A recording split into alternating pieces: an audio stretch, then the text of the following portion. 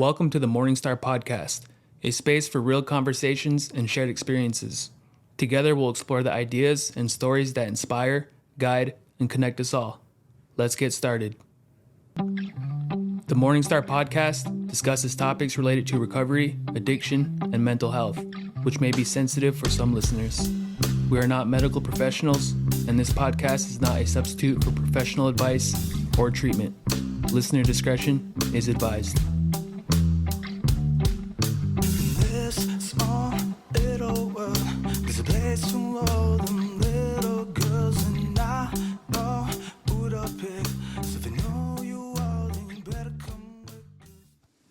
Hello, everybody. It's Ethan again, and I have my co-host here, Kaylin, from the Newtown POCs. And today we have Geo Smith with the Tribal Youth Probation Office. So, yeah, Geo, what are you about? What do you do? So my name is Georgiana Smith. Everybody knows me as Geo. I'm an enrolled member of the 3 affiliated tribes. I was born and raised in Newtown my whole life. 29 years? Nah. But I am a juvenile probation officer. I started with the Fort Berthold District Court May of 2021 as a bailiff. And then I got a job offer from the juvenile director in July, and then I took the job offer in August of 2021. So I've been with juvenile probation going on this year. It'll be 4 years. Nice. So did you see an ad, or did you hear about it, or were they looking for help? Or what inspired you? What inspired you, yeah. It's a funny story. Okay, so when I started working at the courts, prior I filed for custody of my nephew. He was 14 at the time, but he was just running around getting high, very skinny. You know, he was using meth, fentanyl, things like that. So I filed for emergency custody, and I got word that he was up on Sanish. So I called the police department. I called the officers. I'm like, hey, this juvenile has a warrant out for him. Like, we need to apprehend him. He's on Sanish right now. Can I get a few officers to assist me? So we went up there, and as soon as I pull up on Sanish by my sister Lynette's house, he sees me, and he takes off running, and I start flying I'm like speeding, flying towards him, and the officers are behind me, but he starts cutting through yards up on Sanish, and we're chasing him all over, man. He was so fast, and then we lost him for like 20 minutes. And then we were looking all over. They had the canines out. They had the drones out. They were looking for him.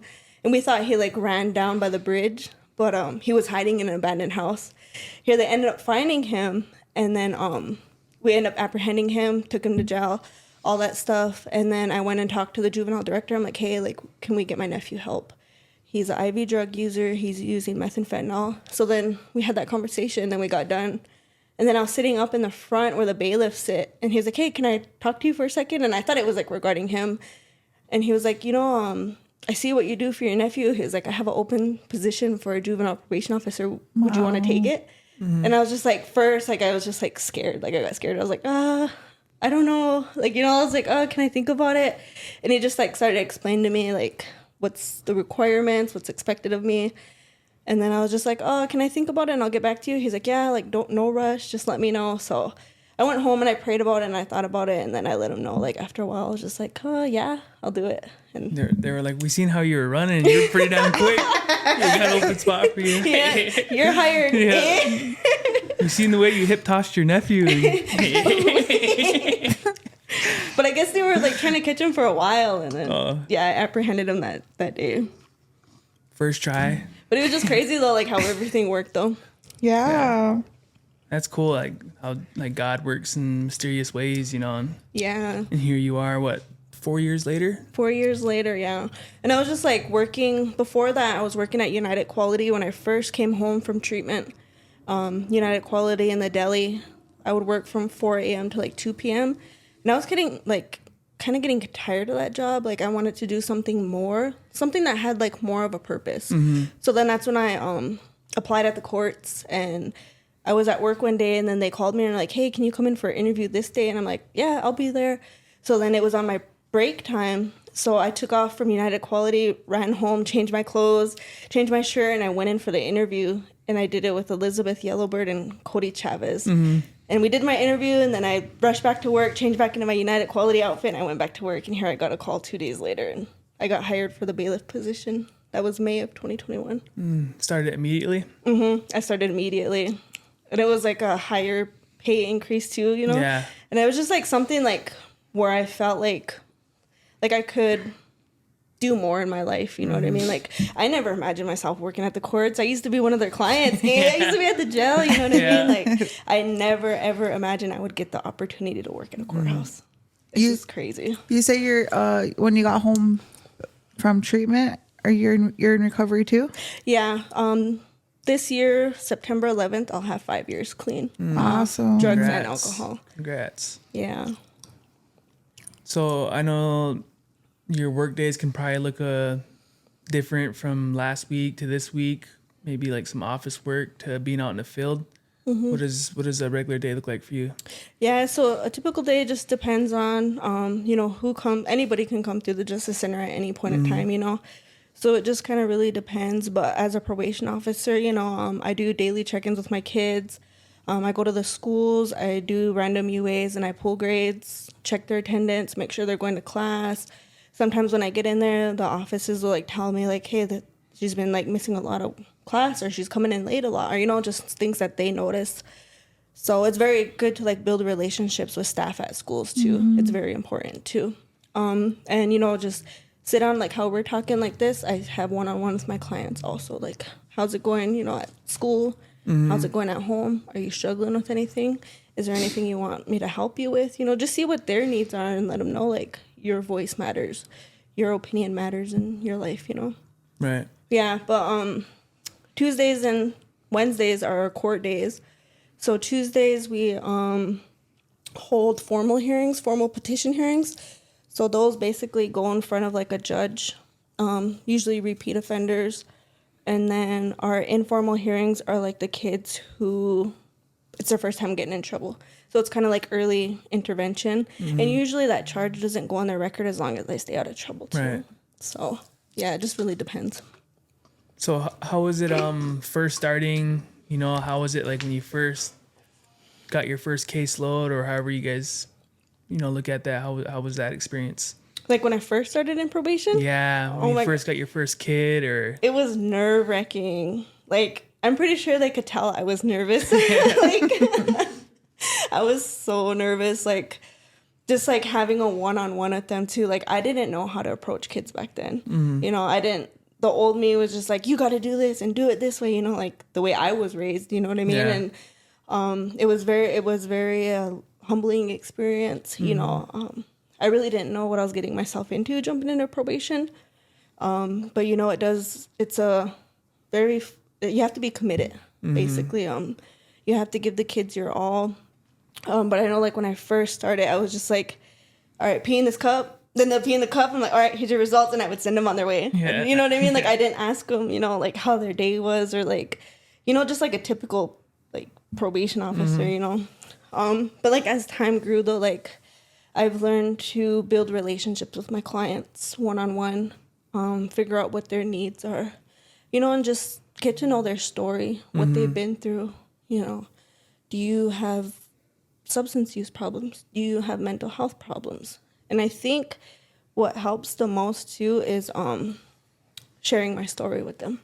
Right. Sharing, you know, I was in addiction, too.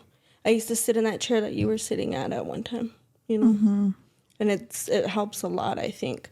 And, you know, just being vulnerable, too, and sharing sexual trauma that happened to me. Because a lot of my kids, like, it's more common, especially in Indian country, than we think, you know? Right. And just being vulnerable and letting my kids know, like, I understand you, you know? So how's it been, like, with, like, the parents or the grandparents? How are those conversations looking? It just really depends on the family unit, I guess. Right. Some parents, like, they're on board, like, all right, let's do this. But a majority of the family, sometimes they kind of push back. It's very hard to get them on board. It's hard to chase them down to get signatures, you know. Yeah. Sometimes they don't like people in their bubble because, you know, when somebody comes in and a kid starts talking, it starts revealing the whole family's things that they don't want other people to Right. know, you know? So it just really depends too on which family I'm working with. Yeah, I know my experience because I was like on probation growing up, and I grew up with my grandmother, right? My grandparents, and even though there was like nothing to hide, you know, my grandma was still like protective, you know what I mean? And like everyone just stay right here and like don't talk about nothing. You know, maybe it wasn't like those exact words, but you know, she just kind of gave off the energy of like just give them just enough, you know? Yeah, like keep it in our family kind of. Yeah. And that's just how we were raised, you know, we just kind of tighten it and didn't talk about, you know, health issues or money issues or like trauma, like you were talking about, your kids being in trouble. You know, we didn't want to talk about that stuff. So, Yeah. And it's, you know, it's just trying to break those cycles too, you know, letting the kids know it's okay to not be okay. It's okay to talk about it, you know. There's resources out there for you, you know. It's not how it was back then. Back then we had literally nothing for us, you know what I mean? Like we just had to deal with it and just keep moving on with life, you know. But like nowadays, these kids, there's a lot of resources from them. There's a lot of people out there that care, you know. We have so much applications or referral processes that we can like go through to get them help that they need also. right. What I like about it is the communication you have with the family. You know, because when I was growing up, you know, I lived with my grandma as well. I would get thrown in jail, you know, all these things, but grandma was always bailing me out. And there was like no one to help her to understand like, hey, you know, I don't think that's a good idea. There was no support from our community or probation officers or anything like that. So that's cool. No one was sitting there Yeah, telling her to let you sit. Yeah. Just let her there's sit. And that's what I wish I would have had, you know, because grandma's gonna come save us, you know, but we just need some outside strength to be like, no, you know, is that, do you really like help her think and understand like the bigger picture? You know, what are you teaching her? What are you gonna show her? You know, just, and you know what, I'm 28 years old and grandma finally said no. Sometimes it be like that too, though. Threw a big fit. Yeah. Yeah. But I think that's very true. You know, I have grandparents too that like they're literally enabling, but they don't realize that they're enabling. They think they're doing it out of love. So, you know, just like look, like telling the truth. Like if we don't get them help now, like you're gonna end up burying your grandchild. Love them to the grave. And you know, just being straight up with them and being honest. And even when you go into that court, just being an advocate for that child. Like, yeah, they may be mad at you. If you make your recommendation, I'm going to keep you detained. But at the end of the day, one day they're going to thank you. When the road's clear, when their head's clear, they're going to thank you. And I've had that happen to me a lot of times. And that's the most rewarding part of it, too, is just my client's success, you know. Seeing them graduate, getting their GEDs, their high school diplomas. When they didn't think that they could, you know, they dropped out middle school. But, you know, just putting them in treatment, getting them the resources that they need and have just, you know, supporting them, encouraging them. It goes a long ways, praying with them. You know, it really helps them. And I love when I get graduation invitations for my kids. I always hang them up on my fridge at home. My sister's like, who is this? And I'm just like, oh, it's a graduation invitation. Yeah. And even like just when they go to treatment too, my kids, they make me like little knick-knack things. Like, you know, just I had a girl one time, she made me beaded earrings. I had another one, they do carving at a treatment center. So she made me a Chanel carving. I had one, it's like a little portrait thing, but she painted it and it says Geo, the best PO. And then I have like kids write me letters too. Just like, you know, like I used to not like you at first and, you know, just venting to me about how they used to hate me, but now like they realized that I just was doing my job and helping them, and I only wanted the best for them. Dang, It's like growth. I wish you were my PO when I was a kid. And then sometimes my clients too, I'm like, all right, your last day of probation is tomorrow. And they're like, no, like, I don't want to get on probation. I'm like, look, I'm still here. Like, you don't have to be on probation to come and see me. Let's go get in some trouble. Hey. No, I'm just kidding. Edit that out. Yeah. So I know we talked a little bit about like your beginning of like starting your job and you were nervous, and how has that evolved now to 4 years later, like how your approach is now? I feel like I understand mental health more. You know, I'm an expert in substance use, you know what I mean? Yeah. Like being in recovery, did it all. Like I know about all that, but like I wasn't really aware of like mental health and, you know, like the way that works and like how much a priority it is. So like now, like if I get a client, like I'm able to, instead of calling my boss, like, hey, what should I do with this one? This is what they told me, you know, asking them for advice. Like I'm able to sit there one-on-one and be able to guide them and direct them to the resources that I do believe that they need. So like I have more knowledge, I guess, of, you know, resources and more knowledge of, you know, what a kid's needs are, how to go about it, how to fill out the referral process, how to do a ROI, like just certain things that I had to learn along the way. Because I never knew what a ROI was. I never knew like what a PRTF level was. Like all these different, you know, slangs that they have for services, like they all have significant meaning. So it's just, you know, learning along the way and keeping it up here too. Sure. So who do you like collab with other departments on the res or? On the res, off the res, we work really close with Sienna Rabbithead, who's our psychotherapist. So she's for like mental health services and therapy. And then we work close with Rhonda Medicine Crow and them also with behavioral health. I know you guys did a podcast not too long ago with them, but she really helps me with my kids. Like if I call her and I'm like, hey, like I do have this client, like I kind of don't really know what to do, like I get stuck, I'll call her and she's like, bring them on over. So she really helps me too. We use different facilities too for SUD services such as Eckert Youth Homes, Betty Ford in Minnesota. We have a couple IHS facilities, 2 in California that are SUD, and then also one in Mobridge that's SUD. And then for our mental health, we work with the North Dakota Navigators. So we fill out a referral process application, and it's a multi-agency ROI, but it goes to 4 facilities.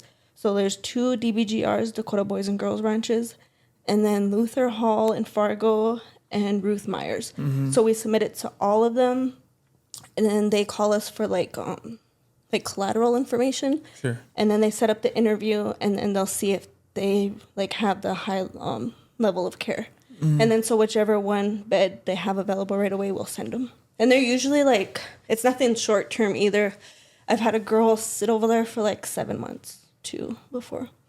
She was like a very severe case also. Yeah. Yeah, I know. Like I don't usually like to like speak for like other people or like I usually try my best to like just speak for myself, but I do like say it with confidence, like MHA, you know, like we're like blessed as a people, you know, like as a whole, you know, I say that with confidence that like we have people like you know, and people like Kaylin in Newtown that are helping with the youth, and we have all these resources, like resources that we didn't have growing up, that we were kind of, that we didn't get that opportunity, you know, and we just had to do our best, you know. Yeah. And I think too, like, it's very important to like, this is why I say giving people who, you know, are in recovery and they had past addictions, give them a chance because we have so much to offer, you know, and like it's easier to build relationships with clients too because we've been there, we've done that, we went through that experience, and it's not like they're listening to somebody who's never went through addiction before because they don't know what it's like. You know what I mean? So it's very important to give people like us opportunities to come back and give back to our community and help to our community after all the years that we're just running around, you know, causing trouble and stuff. So that's what's really nice about being in recovery too. Yeah. So how has your like lived experience like benefited like your position? Just being able to share my story with my clients, letting them know that I used to sit where you're sitting too, but back then I didn't have the resources that I had. I didn't have supportive parents. I didn't have a supportive probation officer. You know, I was on juvenile probation before, so I know what it's like. And, you know, my old PO, she would just in and out. It was just like a job. You know, that was done. Her check-in's done. You know what I mean? But, like, if my PO would have asked me back then, like, why do you use drugs? Like, what's happened to you? You know, like, I think my whole addiction probably could have been, like, avoided a little bit better. Or I don't know. I can't say that, but that's just the way I look at it, though. Is, like, being able to talk to somebody about it. Like, I wasn't really close with my mom and dad. You know, I grew up in an alcoholic home. My childhood was it was all right. It was, I was fed, I was clothed, but at the end of the day, like, there was a lot of, my parents fought a lot, drinking, they'd beat each other up, a lot of trauma in the house. And then, like I said before, there's some molestation that happened to me when I was younger. So just being able to be vulnerable and open up to my youth about it, like, it just gives me more, like, of a closer relationship with them. And then they share more with me. So then once they share more with me, that's how I'm able to help them, better.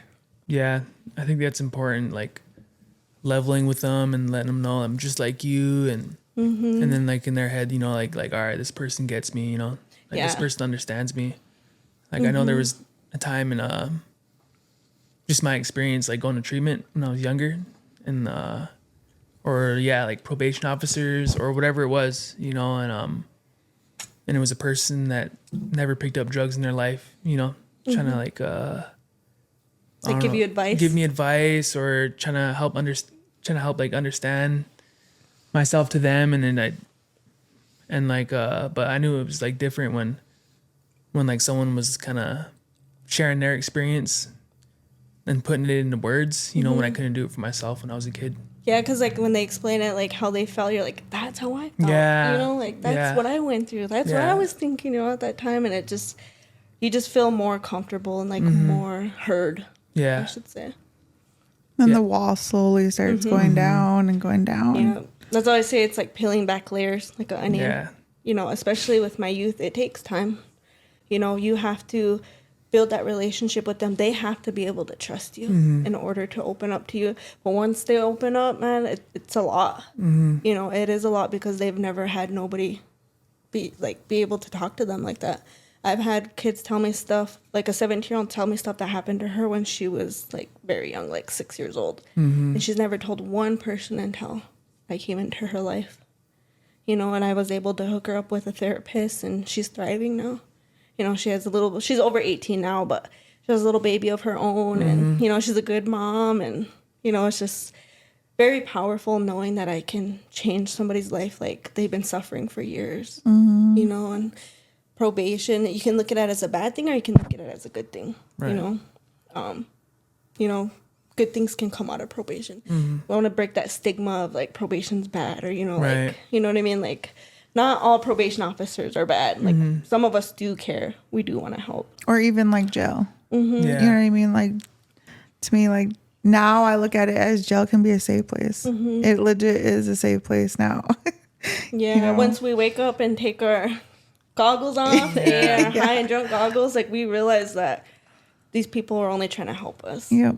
Even, like, drug task force, I was always against them and stuff, but now when I'm sober, I'm like, all they were trying to do is help me, save my life. And here I was just rebelling, talking smack. Yeah. Just resentful, yeah. Taking off on them.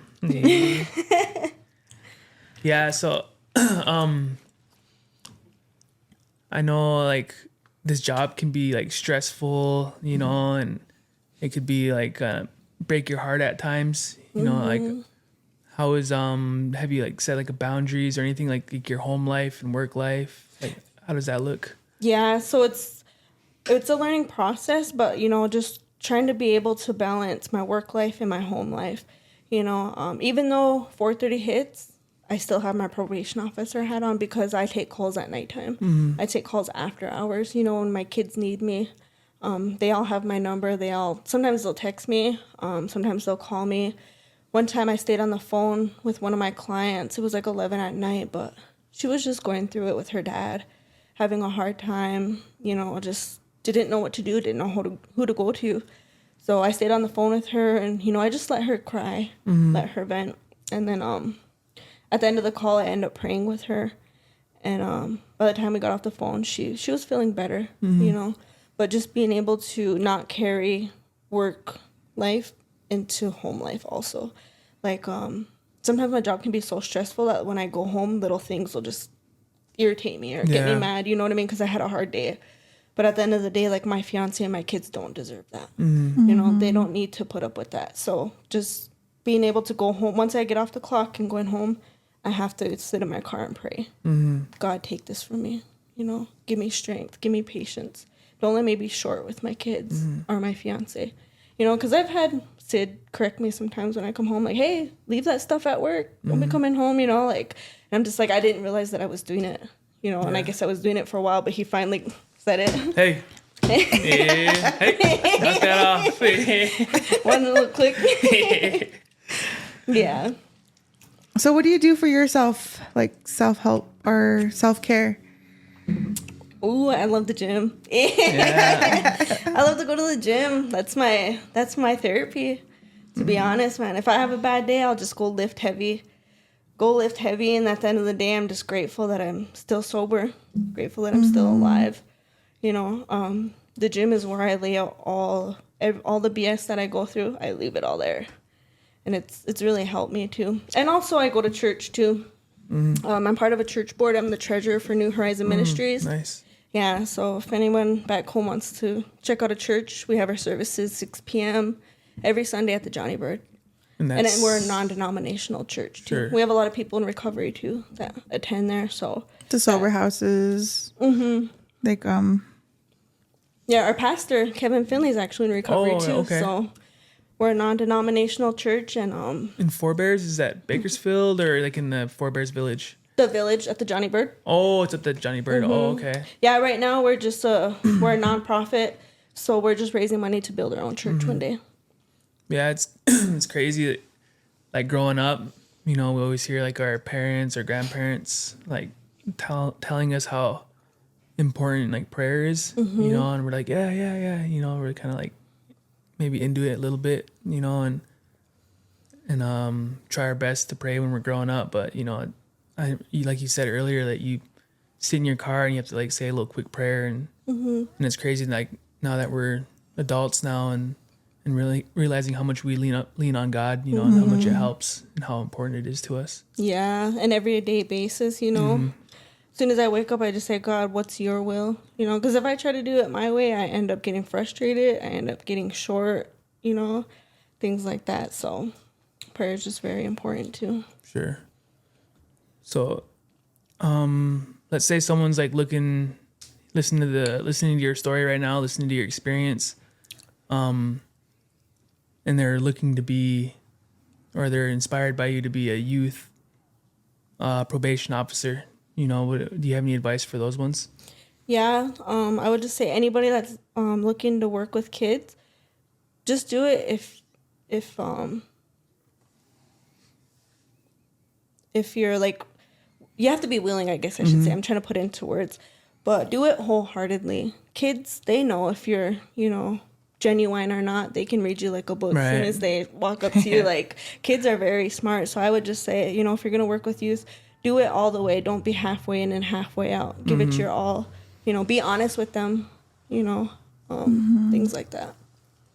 So I remember we ran into you guys, what was that, like a month ago in Twin Buttes for the Suicide prevention walk. Yeah. Yeah. Yeah. Do you guys have anything else you guys are doing this summer to collab or anything? Yeah, we every year we collab with Whirlwind Bull and his wife. They do a youth survival camp, a boys and a girls camp. The boys camp is in June, and then the girls camp is in July also. So we work closely with them, and we, you know, spend the year planning. But they teach the kids all kinds of things like healthy relationships, hygiene, talk to the girls about hygiene. We do kayaking. I think this year we're going to do volleyball, hand games. And then it's usually like a 3-day event or outing that we do. So at noon, we all meet at Northern Lights and we have one good meal, because when we get out there, we eat what we catch. And so we have them use the bathroom too, because out there we don't have porta potties or anything. So you basically have to find a bush, make sure you're hidden. And so the girls, they build their the girls and boys, they build their shelters out of sticks and like leaves and whatever they can find. And then that's what they sleep in for 3 days, a half a day and then a whole day and then another half. So Jennifer Youngbear, she comes out too with the kids and she does sweat with them and has like talks with them too. I know last year when the girls all went into sweat, one of them opened up about something that was going on at home. And then when she opened up, like all the girls opened up and they were all crying in there, and we were just like, we could hear them. And then Jennifer was singing with them. Like, it was just so powerful. And then on the last day we break down camp, and then we make it back to town at like noon. So that's something that we're doing with them. We also do Youth Are Sacred with Rhonda. We partner with them, and they come in and do sessions. It's a 12-week session every Tuesday from 5 to 7. And I know, like, on one of them, when Louis Gwen was our judge, he passed away now. God rest his soul. But he was very involved with our kids. And one of the foundations was self-identity. And so I remember the first year that we did it, we got a horse and also a gun. And we called upon TJ Plenty Chief to give our youth that didn't have an Indian name an Indian name. Oh, nice. So it was very nice. And we had a whole meal, and the whole family was involved. And it happened right in front of the courthouse. It was very powerful. And the girls got to make their own ribbon skirts, and the boys got to make their own ribbon shirts and got to wear them to the event. So it was very nice. So we do all kinds of stuff with the kids, just giving them purpose, having them have an identity. Sure. Yeah. Well, I know you talked a little bit about your guys' thing with Whirlwind. You know, I think you did mention that the deadline has passed, right? So it's probably filled up now. Yeah. But you guys do it every summer. We do it every summer. Just watch out on their Facebook page. They usually put out like the flyer and the link to register. This is 11 years old to 17. I think it's 12 to 17 12 if to I 17? remember right. Yeah, I can pull up the flyer real quick.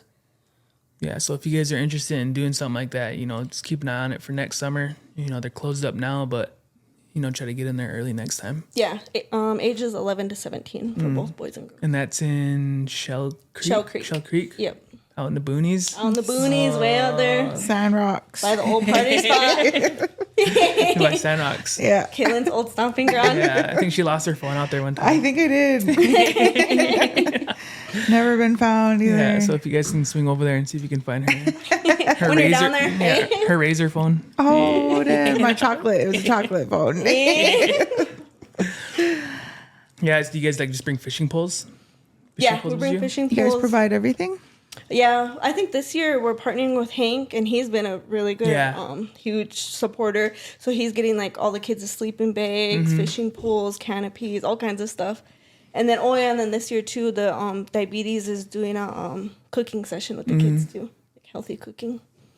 It's pretty nice. And then Whirlwind usually hunts a deer, and so all the kids get to hold the legs and gut it. Yeah. Take out the insides. We take all the meat, and all the kids cut it all up, and they'll put them on like skewers. Yeah. And then they'll cook them, and then we'll make soup. We'll use the lake water and make soup too. What? That's cool. Yeah, it's really cool. Is Whirlwind a good hunter? His bow and arrow. Out on a horse? He's very traditional. Yeah. He's got mud on his face. Really in the bush. Bridge cloth.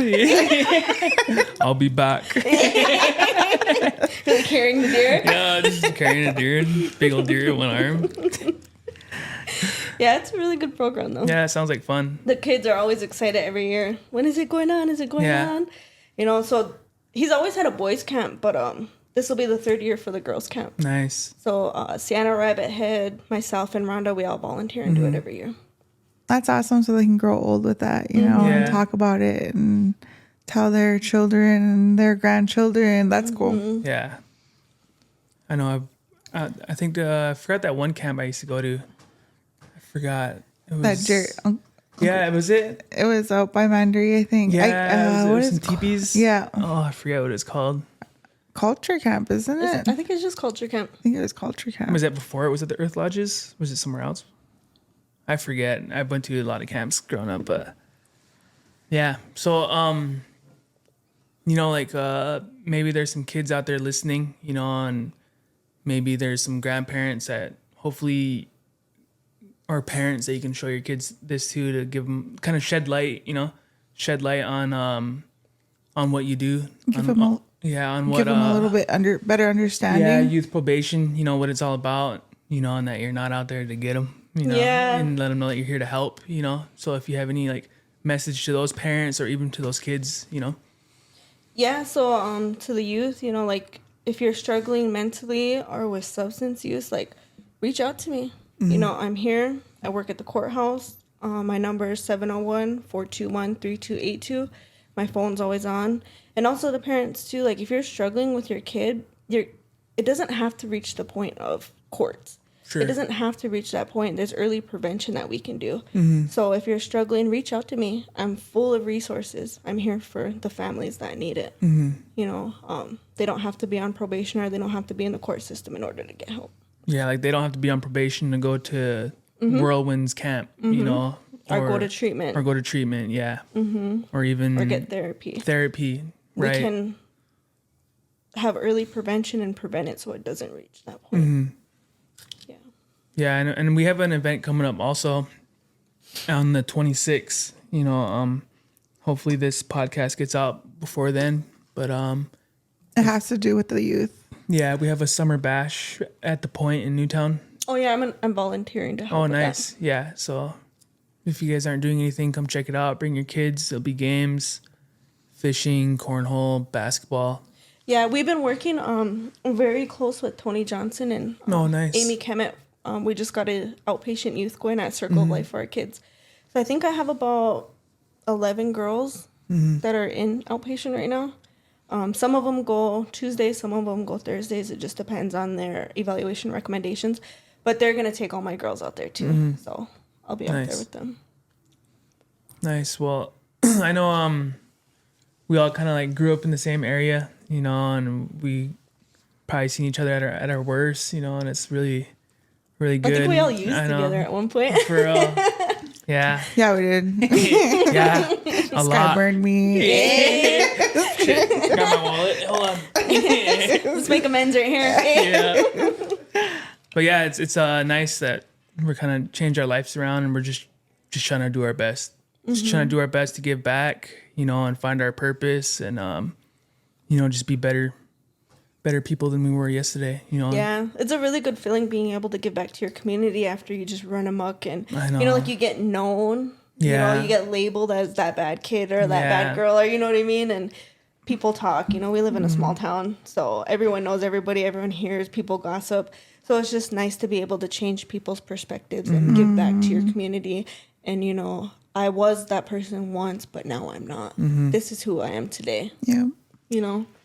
Yeah. We all have a past. Nobody's perfect. And that's what I tell my kids all the time. Your past doesn't define you. It never does. You know, you can, as long as you wake up another day, you have another chance at life. Make the best of it. Right. Yeah, and I know you were talking about when you first started, you know, like I had that same experience, you know, like am I worthy enough? You know, like I kind of did a lot of dirt, you know, I did a lot of harm to my family, to my community. But yeah, I just want to like, and I'm sure you already know this, but I just want to remind you that like you are worthy, you know, and you are doing a good job, and you are like the perfect person for this position.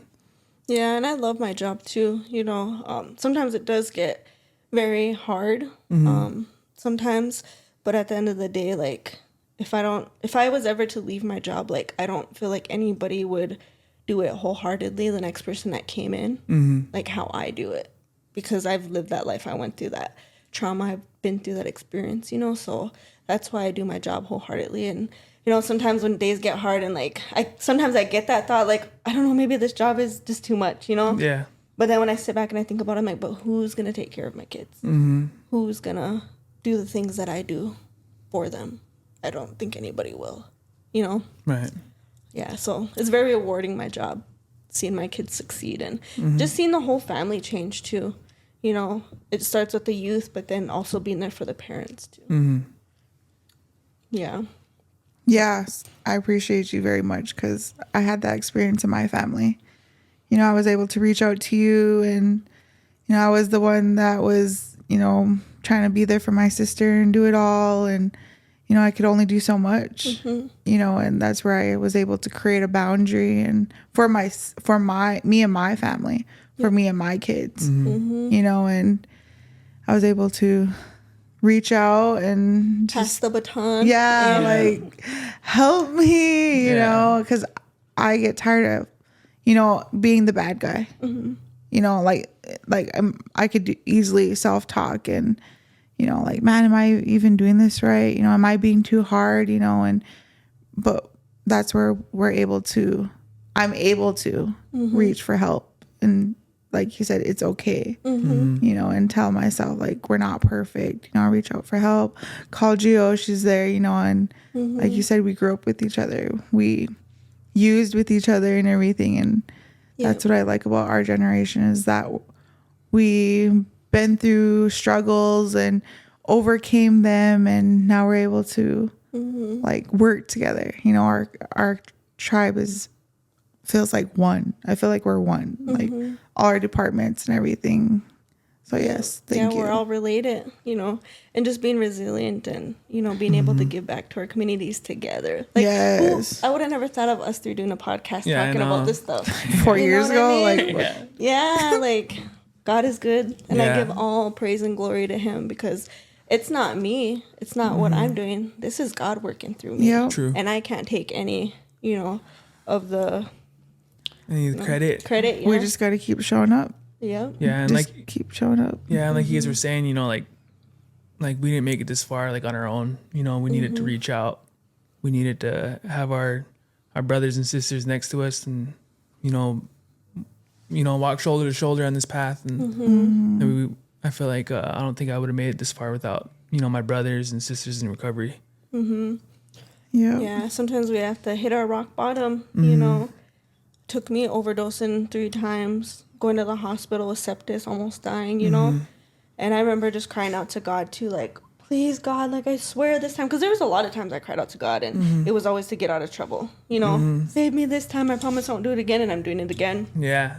But this last time I was in a hospital bed, and I was just like, I really want help, God. Like, I'm gonna die, like, help me. And I was by myself in the hospital, and a lady came in right after that, and she was like, we have this treatment program, you know, and she started offering me services, because they obviously knew I was an IV user, because I was shooting up in my neck, my veins were all shot, you know.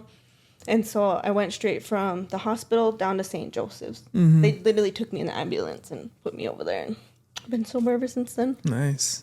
Yeah. I always wondered what happened to you. Yeah. So where the hell did Geo go? I know. Well, I seen you at work that one time at United Quality. Do you remember that? Oh my God, no. No, don't talk about that. We're not talking about that. But you're just like all short with me, like, hi, bye. I was like, dang. Yeah. I'm still cool. I'm sober, but I'm still cool. You never came back home. You never go back to my house. I was staying with this one for a while too. Yeah.